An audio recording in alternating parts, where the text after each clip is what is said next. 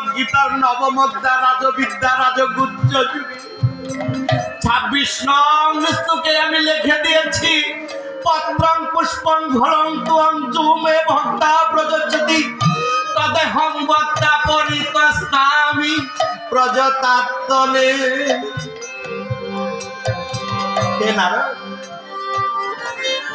আমি তো গীতার মধ্যে জানিয়ে দিয়েছি, কোন ভক্ত যদি আমাকে ফল দিয়ে পূজা করে তাহলে আমি সেই ভক্তের হয়ে যাই। কেউ যদি আমাকে ফুল দিয়ে পূজা করে আমি তার হয়ে যাই। কেউ যদি আমাকে তুলসী পাতায় 1 গুণ্ড জল দিয়ে আমাকে আমার নামে নিবেদন করে আমি গোবিন্দ সেই ভক্তের ঋণ কোনদিন শোধ করতে পারি না।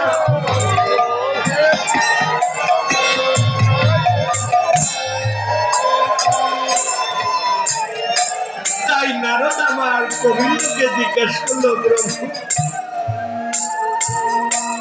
তুমি বললে তোমাকে ফল দিয়ে পূজা করলে তোমাকে পাওয়া যাবে,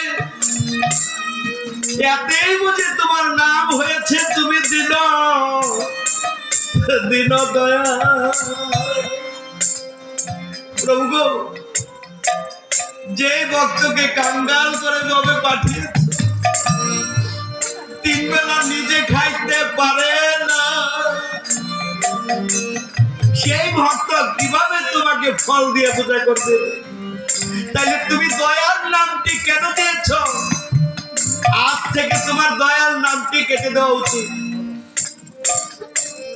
তাইলে নারদ কি করবো? তাইলে ভক্তদেরকে জানিয়ে দিও আমাকে ফল দেওয়া লাগবে।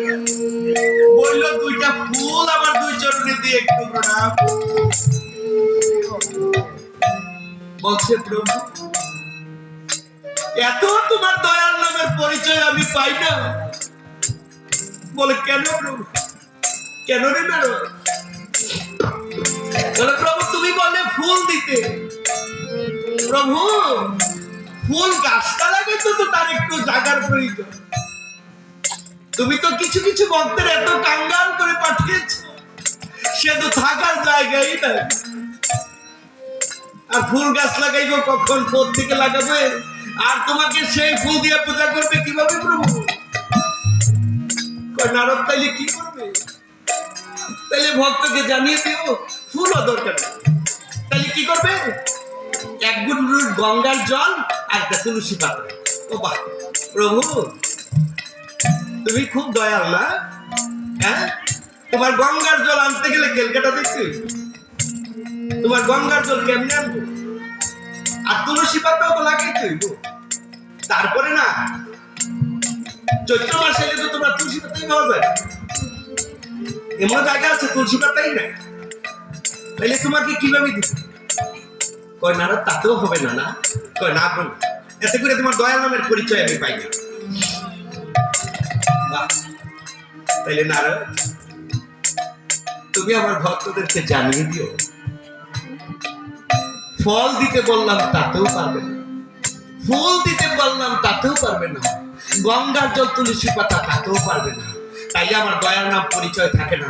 আমার দয়ার নাম পরিচয়ের জন্য ভক্তদেরকে জানিয়ে দিও নারদ আজ থেকে আমি গঙ্গা যমুনা 2টা নদী, প্রত্যেকের 2টা চোখ রূপে প্রত্যেকের দেখে দিয়েছি। যদি পারে নারদ প্রত্যেক ভক্তকে জানিয়ে দিও, কোন ভক্ত যদি এই 2 নয়নের জল যদি আমার চরণে নিবেদন করে সেই ভক্তকে আমি আমার করে কাছে টেনে নেই, আমি তার হয়ে যাই। ও নারদ সেই ভক্ত আমার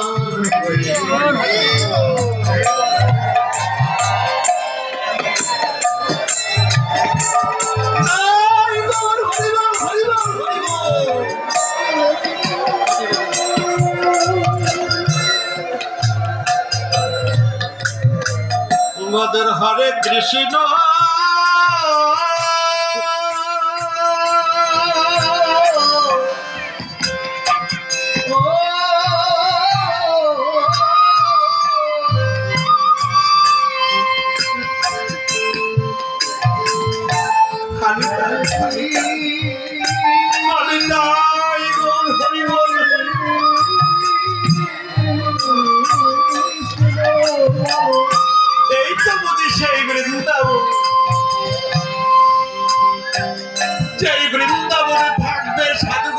বৈষ্ণবদের আলিঙ্গ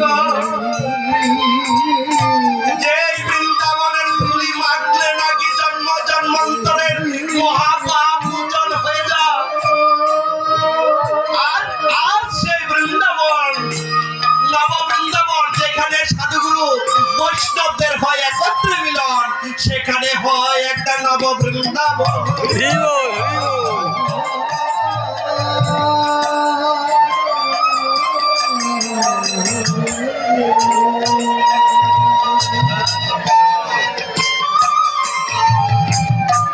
হরিতাই হরিতাই কৃষ্ণ কৃষ্ণ হরে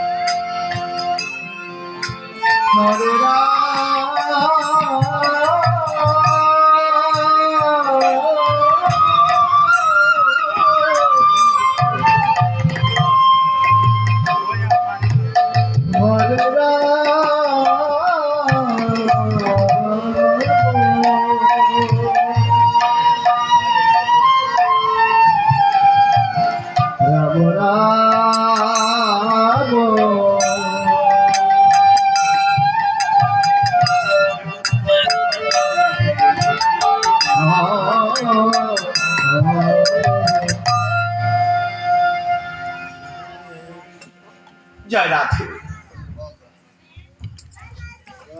এই কলিযুগে গৌরকে পেতে গেলে আগে নিতাই চরণ ভজন করতে হবে। নিতাই ছাড়া কখনো গৌরাঙ্গের চরণ লাভ হয় না। ভাগবত সিদ্ধান্ত দিয়েছে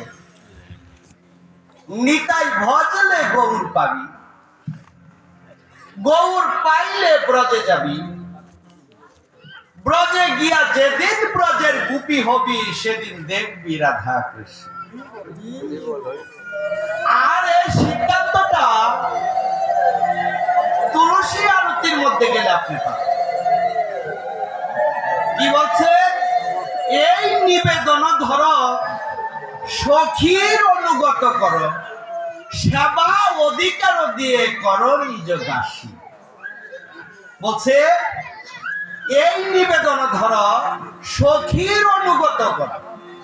সখীর অনুগত মানে সখীরা, ব্রজে 8 জন সখীর কথা লেখা আছে। ললিতা, বিশাখা, সুচিত্রা, চম্পকলতা, রঙ্গদেবী, তুঙ্গবিদ্যা, ইন্দুরেখা, সুদীপ। জয় রাধে কৃষ্ণের কৃপা হোক, নিতাই কৃপা হোক। এই সখীগুলি যেভাবে রাধা কৃষ্ণের সেবন পূজন করে, কৃষ্ণকে সরাসরি ভজন করার ভাগ্য এই জন্য আমাদের হয়নি। কৃষ্ণকে পেতে গেলে আগে ব্রজ গোপীদের ভাবে বাবান্বিত হয়ে, ব্রজ সখীদের ভাবে বাবান্বিত হয়ে, তারপরে তাদের চরণ আগে সেবা পূজা করতে হয়। ব্রজের সখীদের চরণ যদি সেবা পূজা করতে পারে, তাহলে সেই ব্রজ সখীরা গোপীরা প্রত্যেক দিন রাধা কৃষ্ণের যুগল আরতি তারা করে। তারা যখন আরতি করতে যায়, যেমন আপনার বাড়িতে যদি আজকে কোনো অতিথি এসে থাকে, আপনি এখানে গুরুদেব আসছে, ভাগবত পাঠ হবে, আপনি খাওয়াই লয় বলছেন, এই বিষয় দিদি আজকে গুরুদেব আসছে, এখানে ভাগবত কথা হবে, আপনারা চলেন।